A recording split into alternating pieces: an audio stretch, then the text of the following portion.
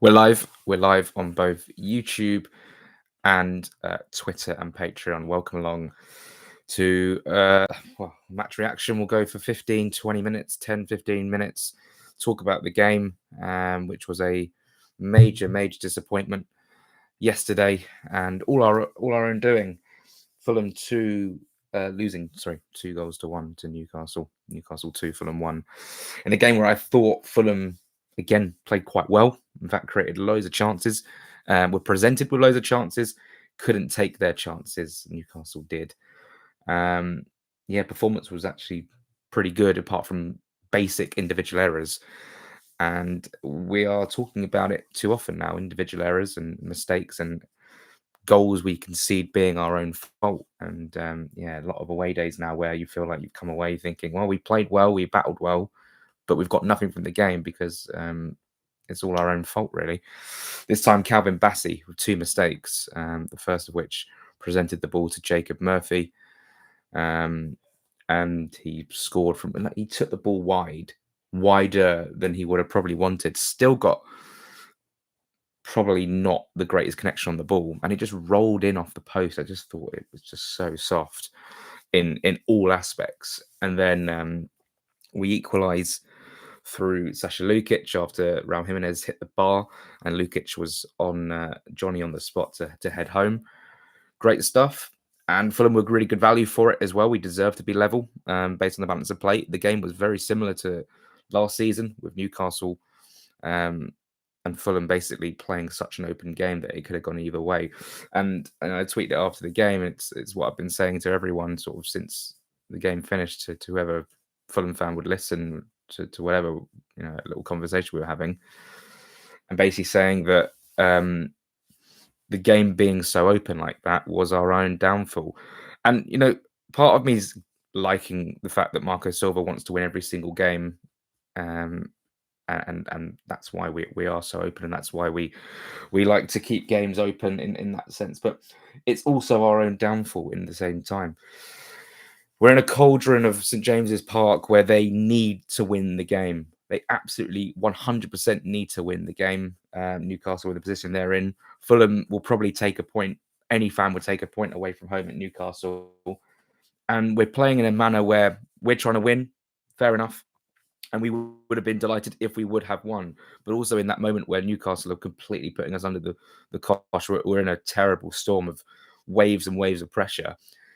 And at that point, it's about game management, taking the sting out of the game, trying to frustrate the crowd. The clock is on 90 minutes. It's ticking towards 90 minutes. There's going to be I thought there'd be more than 6 minutes of added time. There was only 6. It ended up being about 8 because of the goal and substitutions, etc., etc. But just take the sting out of the game and play for the point. Slow the game down. But no, Fulham wanted to go for the win. The ambitious side of Marco Silva. That's the way we want to play. But that's ultimately what ended up costing us. In a rut we're in, where we at that time had lost 3 games in a row, you'd have thought, all right, it's 1-1. We're under the cosh. Tonali's just had a really good chance. Gomeres has just had a really good chance. Let's take the sting out of the game and come away with a point, and I think everyone will be happy. I would have been delighted coming away for a point. It would have been like, right, the losing streak's over. We've stopped the rot. We're going to go to Wycombe now off the back of that point. We've gained a point from a goal down. But no, I mean, it's this sort of gung-ho approach that made it into a bit of a basketball game. Again, I don't mind it, but also at the same time, you've got to manage individual games better than that. And that's a real issue. And that's cost us points in many games this season. We should have just probably gone for the point. And Bassey just lingering on the ball again for too long, and then sort of slips as he passes it. Again, sort of doesn't make the right connection. 3 or 4 seconds earlier, an easier pass is on, a safer pass is on, and he doesn't play it. And then Newcastle with Asula sort of comes forward. Again, there's not even that much danger when Asula's coming forward. We've got enough men behind the ball, but we are outnumbered. Asula decides to go alone. I don't know what Leno's doing, palming it back into the space. You surely palm it out wide. Leno had a very questionable game, apart from a good save from Jacob Murphy to stop it from going for 2-0. And then Bruno Guimaraes can't miss. It's a complete gift of a goal. After a complete gift of a goal we gave him in the first half. It's very frustrating, and Fulham are in a really bad spot right now.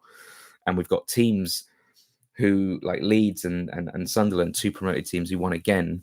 And at the moment, they are looking like they're looking like what we did when we came up to the Premier League and just being professional and getting jobs done. Um,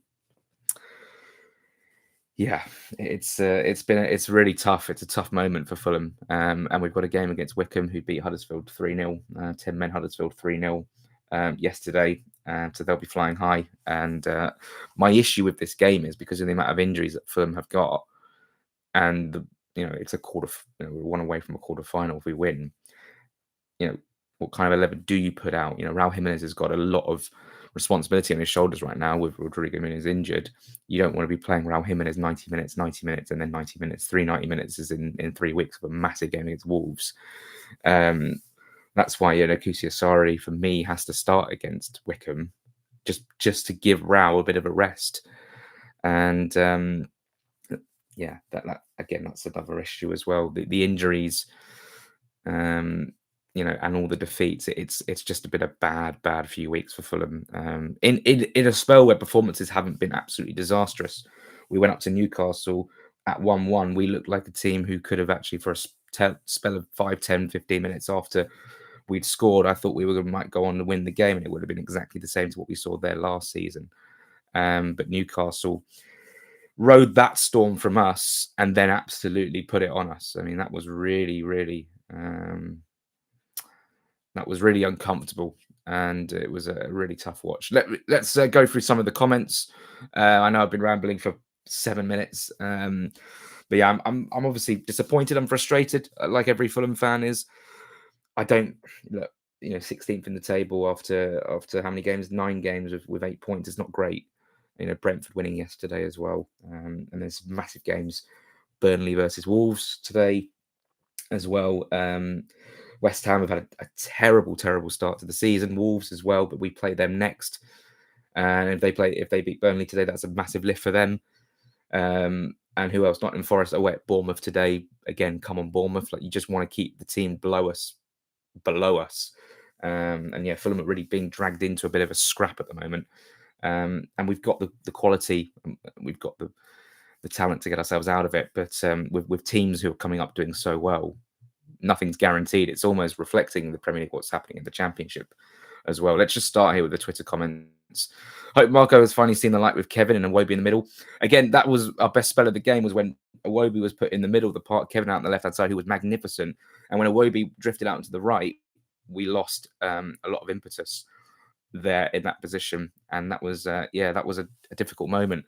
And then we brought off Sasha Lukic for TC, and the game was getting away from us. And again, I would come back to this point.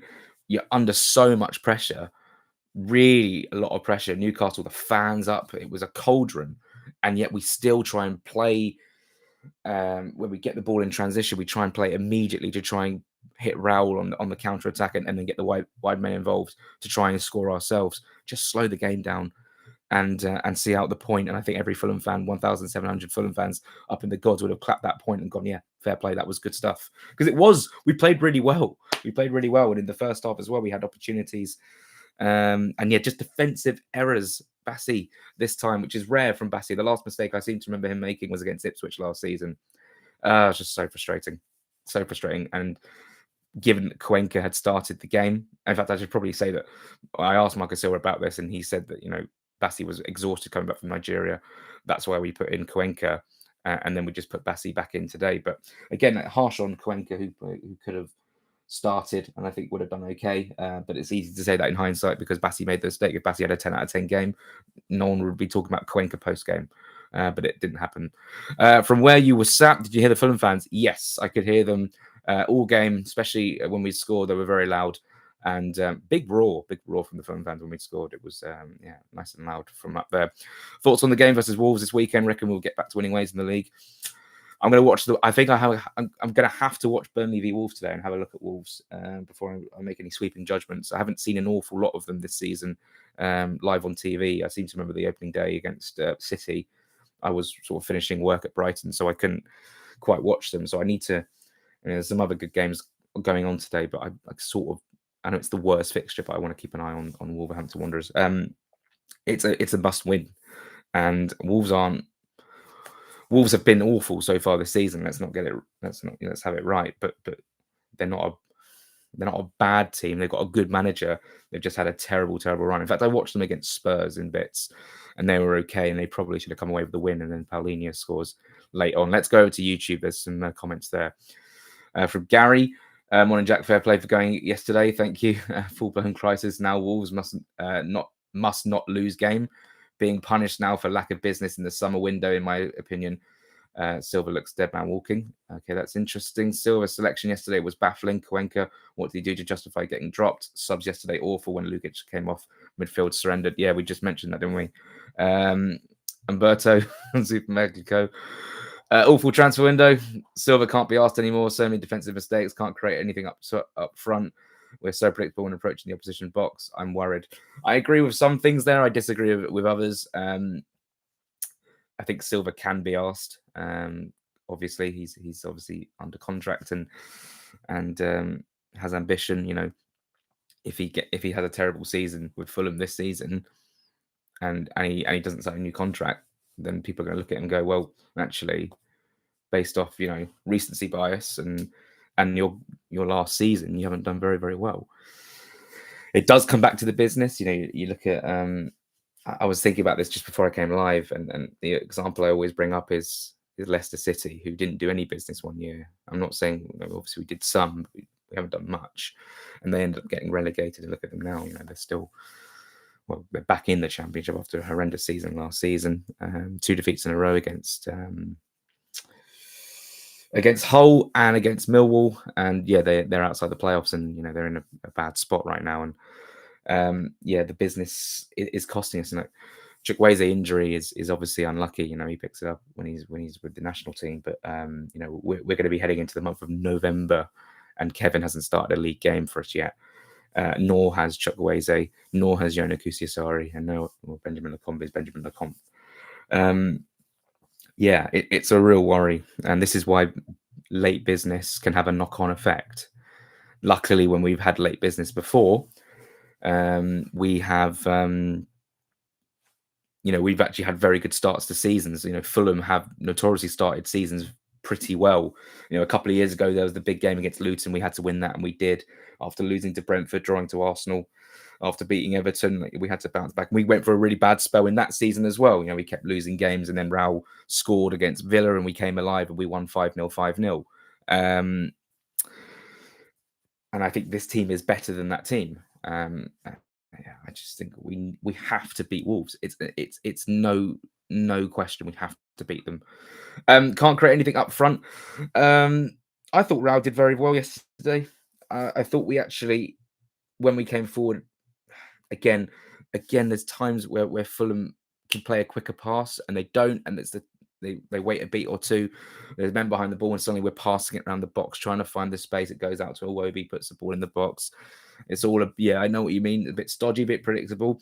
I actually thought Fulham going forward yesterday were much better than usual. Again, but a lot of those chances, especially first half, were presented to us. Loads of sloppy passes from Newcastle, giving the ball to Smith Rowe, to give the ball to Raul, to give the ball to Traore. I thought Lukic was really good going forward in the box as well. That nice little darting run at the front post from Raul Jimenez in the first half, the little flick on was blocked. Nice move. We've seen that before from Jimenez. Against Arsenal going forward, even though we didn't have a shot on target, we were okay. But obviously after Wilson volleyed over the bar, we didn't create anything. But we were sort of creating a lot of chances, Fulham, up until sort of that last 10, 15 minute spell. The game was far too open where, a third goal seemed so obvious that it was going to come, and it looked likely to go to Newcastle. Leno's parry is just so poor for me. His attempt to save the Murphy shot is really poor. The second one is a good save, obviously, and that's an easier chance for Murphy. He's closer in on goal. Wesley, no, I'm not going to support Arsenal. Thank you, mate. There's no point in doing that because I don't support Arsenal. So please stop commenting that.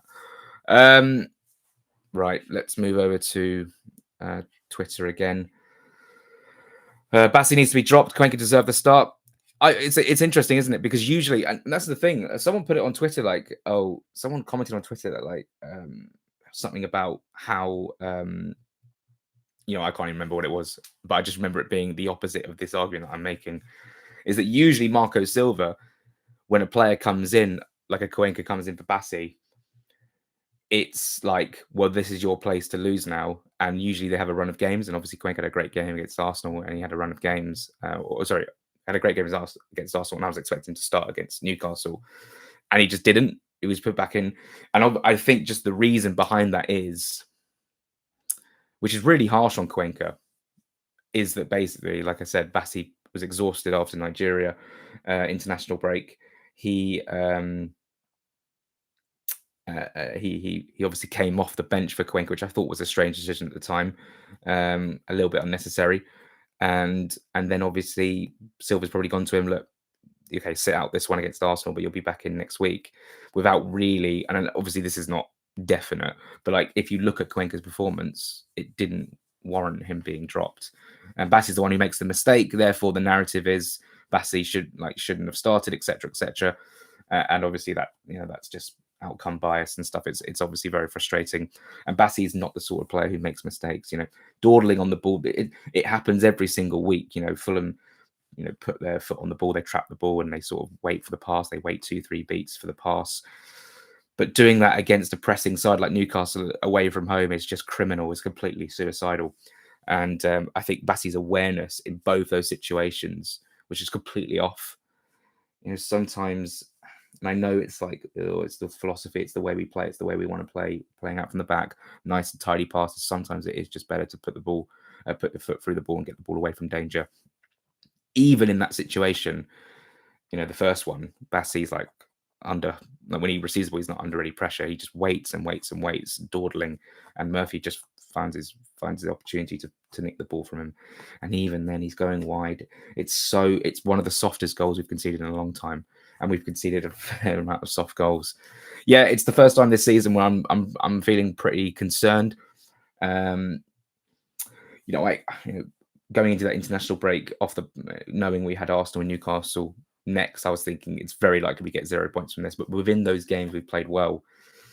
Very fine margins. I sound like Parker. Very fine margins against Arsenal with the header, the flick on, and the finish from Trossard. And the game against Newcastle was balanced, but it was just far too open for me. And yeah, leaving yourself like a basketball game against Newcastle, you've got to come out on top. You've then got to find those moments where to slow the game down, and we just failed to do that. And it's almost like Fulham. Again, I tweeted this after. We could score for Sasha Lukic. We scored through Sasha Lukic. There was about a 5-minute delay because of the injury to Botman, right? And still, Newcastle kicked off like they're playing FC 26 and just kick off and immediately come forward, right?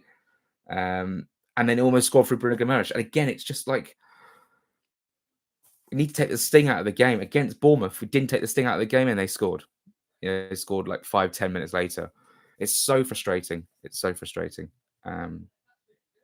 My mum is outside chatting with someone. Opinions on JKA. Personally, thought he looked viable and an option off the bench without Muniz. Opinions on JKA. Personally, he thought he looked viable and an option off the bench without Muniz. Well, yeah, I mean, he came off the bench because we were chasing the game. It'd be interesting to see what happens now against Wycombe. Again, like I said earlier, I don't think Raul can play 3 90-minute games back to back to back. So I think JKA probably should start. And again, it just comes back. I feel like I'm repeating myself, but it comes back to the fact that these injuries are hugely costing us. We've got hardly any options to bring off the bench. Chukwueze would have been a great option. Muniz would have been a great option. Anthony Robinson would have been a good option. Anderson, of course, as well. Harry Wilson. It's so tough. It's so tough at this moment. And luckily, I don't think anyone came out of the game with an injury. Someone said to me after the game that they thought Tete was injured. That's why Castagna came on. I don't have a Scooby-Doo, but maybe they were just trying to manage minutes because obviously Tete's coming back from injury. Let's go back to YouTube, see if there's any more comments. Do you think we have regressed in quality this season, or is the league overall just better? If we have regressed, it's because of our age profile. I think Yes, the league's getting better. Last season was the most competitive Premier League season I've ever seen, right? And it's only going to continue. And you have to adapt to that. If it's getting better, you need to get better. Have Fulham got better in profile as their team? Marginally, maybe bringing in Kevin, it obviously, and Chukwueze obviously helps our wing, our depth on the wing. But we've lost Andreas Pereira. Think what you like about Pereira, but we've lost Pereira and haven't replaced him. So our midfield is one less than it was last season. Obviously, discounting Josh King coming through, that's great, and he's done fantastically. But we are still one short. So we haven't got better. So we have stood still in a summer where Silver said we can't stand still. We basically have stood still, and it's all nice, paying 40 million pounds for Kevin, which is exciting. Gives us a new profile on the wing, and he will come good. And he looked very, very, very good yesterday. But the squad's not upgraded to the level where we need to go to the next level. We're on the periphery of European football last season. Let's not beat around the bush. We could have got there, and we nearly did get there, and we fell off at the end. And if you want to then be like, well, okay, well, we were close with Europe last season. Therefore, if we want Europe this season, we need to upgrade our squad to do that, and we just didn't do that enough. And the timing of the window as well. Again, we're going into November. Kevin hasn't started a league game. Chukwueze hasn't started a league game.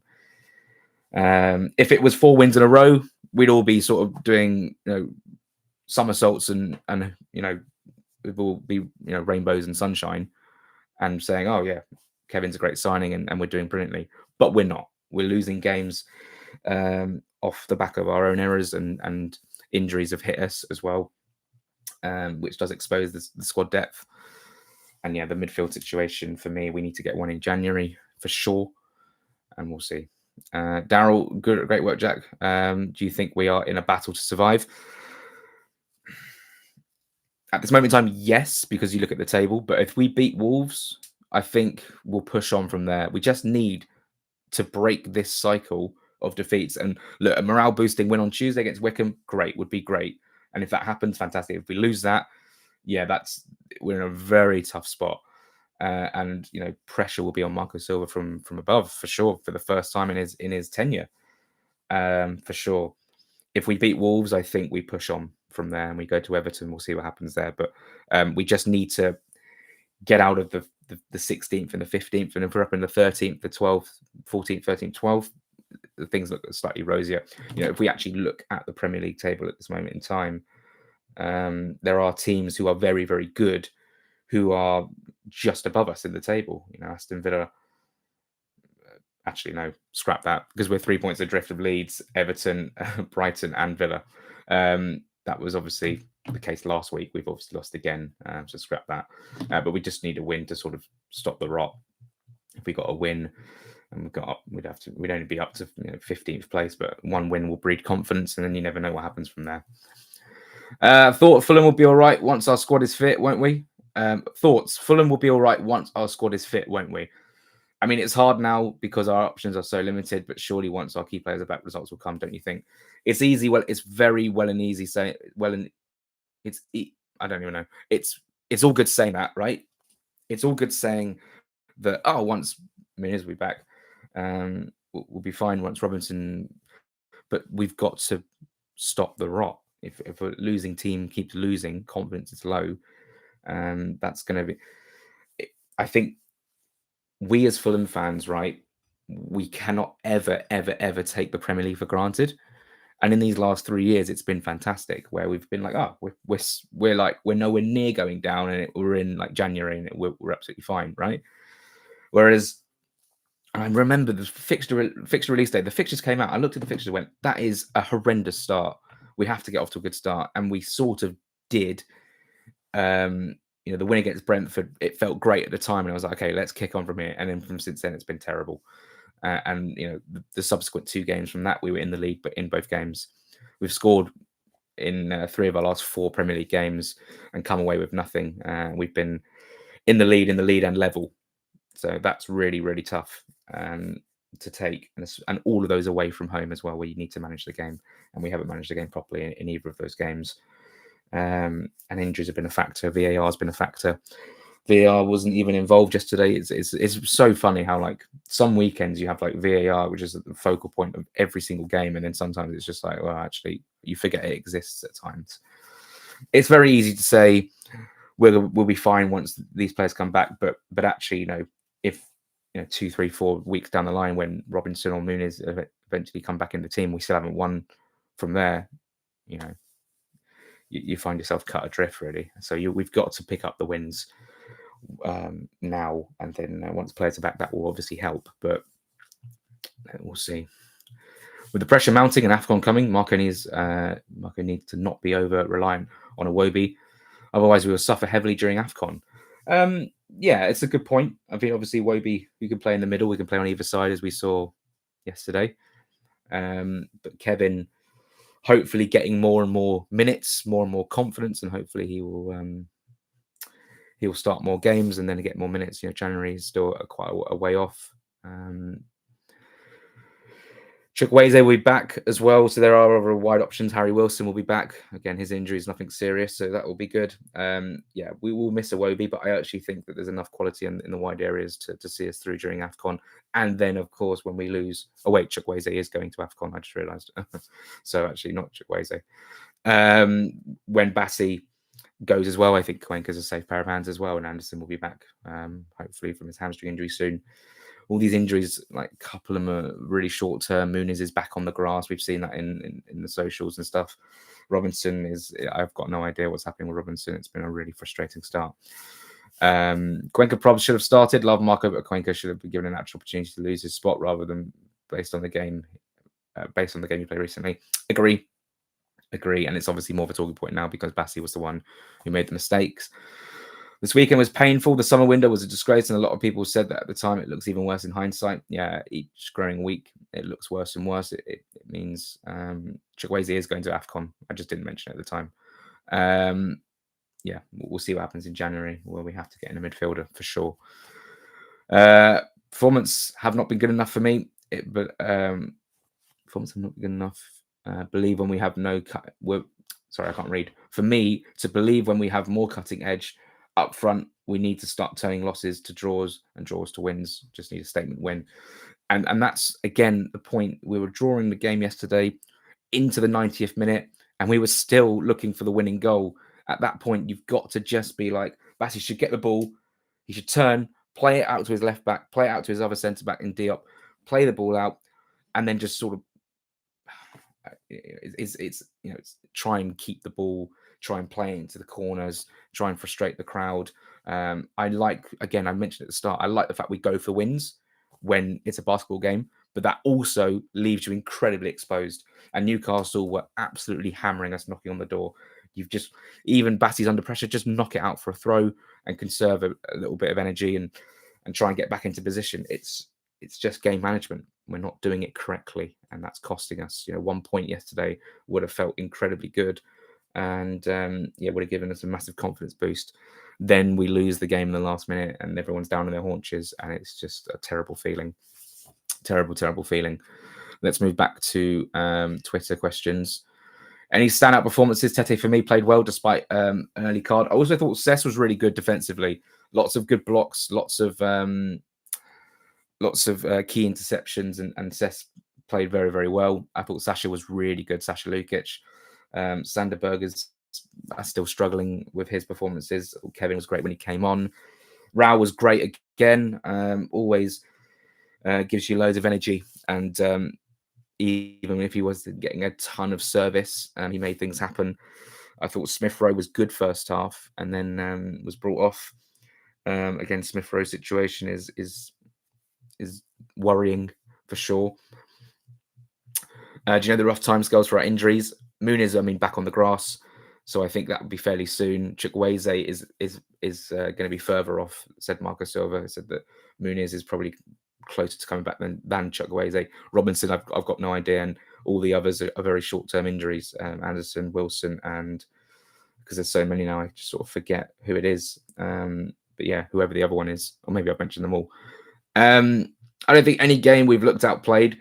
We've always been in every game. I know it feels like I said this 2 years ago as well. 2 years ago, it felt like we were in every game, or 3 years ago. We still weren't getting the results. Like you say, it's game management, individual errors costing us. Unfortunately, you don't get away with it in the Prem. You don't. You get punished for mistakes. Um, Individual errors. At if you look at Batty's errors yesterday and go, well, this is why. No, hold on. Let me rephrase. If you look at, I saw a lot of arguments last night on Twitter saying the summer business has cost us. Whilst I agree with that, that's not the direct argument to make when Bassey makes 2 mistakes, right? Individual errors are individual errors. But I think it probably points to the midfield.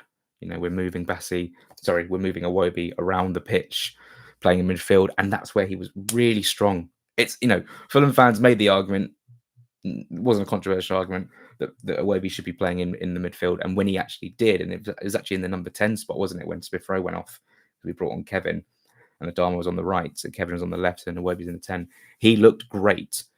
And then we moved him out to the right to facilitate Josh King to come on, and it didn't work. It didn't work at all. And then we took off Sasha, and we missed him, who was our strongest midfield player at the time, and then brought on TC, and we were getting overrun in midfield. I didn't understand that. We lacked pace in midfield, and then Newcastle absolutely took the game to us. It was very scary. And Newcastle brought on Alanga, and they brought on Barnes, and they brought on Asula. And these are just things that Marcus said it after the game. It's just things that we can't do right now because of our injuries. And maybe he was pointing to also depth as well, lack of depth. But it probably was more injuries because he was talking about the front three. If we'd have brought on Chukwueze, Kevin, Muniz, we'd say, well, we brought on 3 attackers just like they did, but 2 of those players were out injured. I don't think there's anything more I want to say on it. I mean, that's really it. We're just in a really bad spot right now. A win against Wycombe, which I fully believe we should go there and win. Let's not beat around the bush. We should go there and win. Doesn't mean we will. Things can happen. They won 3-0 yesterday. Their tails will be up. Jack Grimmer and Corley Woodrow against their former team. But the quality we have, and the only the massive worry I have for this Wycombe game is that Raul Jimenez probably shouldn't play a part in it, or even if he does, it has to be from the bench because he can't play. Or I would rather he didn't play 90 minutes, unless Rodrigo Muniz is on the periphery of coming back and he's ready for the Wolves game. But we'll have to see. We'll speak to Marco Silva tomorrow, 1:30. Get your questions in. I'll tweet that out a little bit later on. I think I'm going to leave it there. I went for longer than I thought. I thought there's only be about 10 minutes, but there's a lot of questions and a lot of arguments and stuff to talk about. Look, this is a really tough period. Probably the toughest under Silva since he joined. It's been sunshine and rainbow since he's been in the club. It's been promotion and then 10th and then a little drop off, but we did very well. And then pushing for Europe again. Now we're in a tough spot. We've got a lot of injuries, a lot of players out. And we've got to try and get through this. And is it an ideal game next against Wolves? Wolves, ask me at 4:30 this afternoon when they played Burnley at 2:00. If they lose that, it means Burnley will overtake us. By the way, it will mean Burnley will go up to. If I can get the table up, they'll go up to 10 points. So yeah, we'll be down in 17th. If Forest win, we might be in the relegation zone if they beat Bournemouth. We really need, obviously, Sean Dyche, they won on Thursday. Bournemouth coming off the back of a late 3-3 draw against Crystal Palace. But Bournemouth are at home and they're unbeaten at home so far this season, I believe. So come on, the Cherries. I think a draw between Wolves and Burnley will probably be okay. But I don't like the fact that then Wolves are like, morale boosting point. Hopefully they're 3 up and they concede 3 goals in the last 5 minutes and they're completely down on their haunches going to the Craven Cottage on Saturday. But yeah, the Premier League is relentless. It's a scary league, and if you're not playing well and you get on a run of 4 games in a row, you can get absolutely dragged right into it. I think Fulham's odds of relegation has probably gone from about, I think it was at 8-1 before the game against Newcastle. It might have gone down. West Ham are in a terrible spot right now as well, and they've got some really difficult games. Wolves lose this, and let's say Wolves lose today and Forest win, they will be #cut adrift. Not quite cut adrift, but they will be, 6 points off at 17th. So you think about, is that 2 spots of the relegation? West Ham fans, who I think my best friends sports West Ham, but I do think they over-exaggerate sometimes. They said, "Oh, this club's done. We're relegated." I'm like, "Bro, you're nine games into the season." But the way they are going right now, I can understand the trends and I can understand their performances are probably pointing to maybe being relegated, which is mad to think about. Leeds obviously not out of it. They've got 11 points. It's Sunderland who really are flying high right now, and I think they'll survive. I mean, they're almost halfway there to 40 points, and I think they'll be absolutely fine. And you won't even need 40 points to survive in this league this season. And yeah, Fulham just need to win. We just need to win games of football. That is it.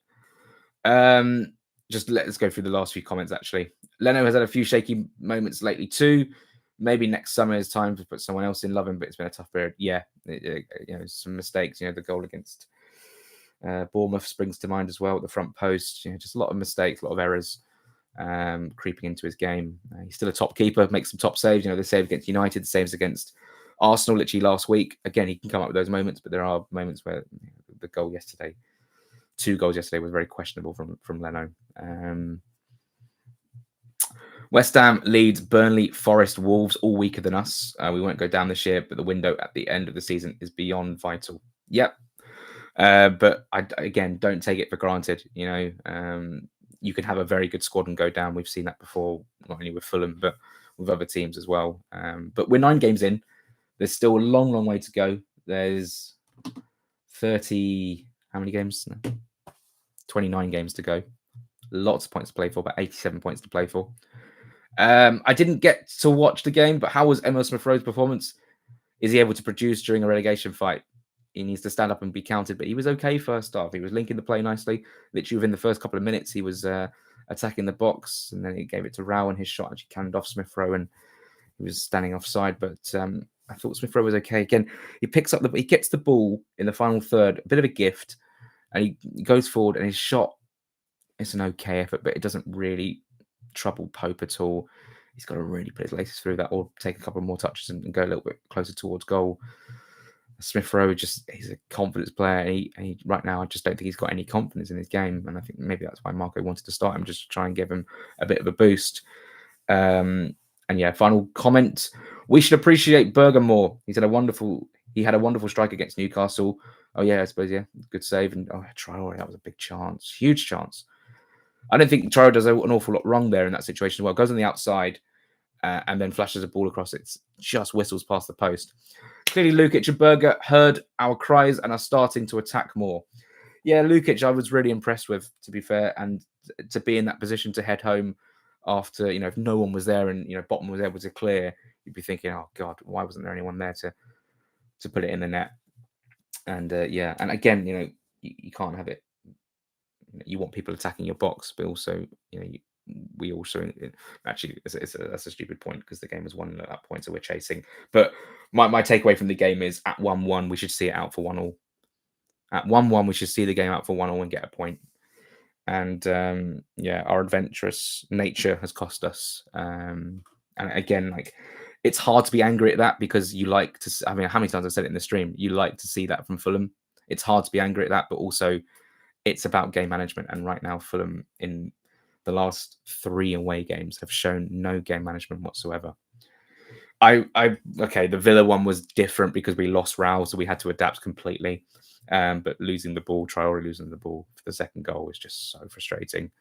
And then we actually do concede straight after. So that is poor game management in itself. So actually, yeah, Villa away was poor as well. Thank you so much. Busy week. Do subscribe to Patreon. There's going to be loads of stuff on there over the next few days. We're going to Wycombe press conference tomorrow, and then we'll have a press conference Friday ahead of Wolves. It's a massive, massive game. Loads of content in between that as well. The fallout from Wycombe. There'll be the draw if Fulham are in to the quarterfinal. Let's hope they are. 4 Premier League teams will be knocked out of the Carabao Cup on Tuesday and Wednesday, or across Tuesday and Wednesday. That's guaranteed. Let's not make it 5. Let's get to that quarterfinal and see who we can get. A cup run could really boost confidence, even when we're down there. So this is a tough spot for Fulham.